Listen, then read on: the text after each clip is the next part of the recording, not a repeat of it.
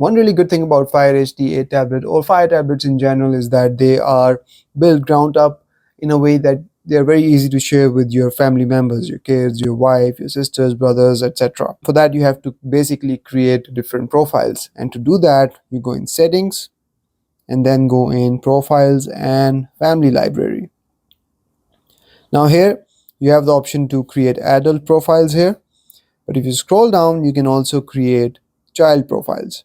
And you can read about child profiles here. It's basically a kid safe environment. You can choose the content each child sees and set educational goals and time limits. You can also set a lock screen pin. So I'm interested in a child profile. If you go in here, you can add in the first name, which I will just put something, birthday, and let's select any birthday here, and then add profile, and it will create a child profile for you. And so now we have two child profiles. To switch between profiles, you have to go here, tap on this one, and then tap on the child profile, and it will switch to this profile. And let's see how it's different.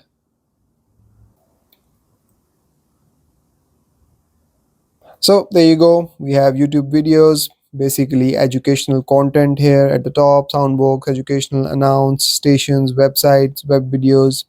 So you can go through all of this and manage this child's profile to exactly the way that you want it. You can set up time limits, manage content and settings.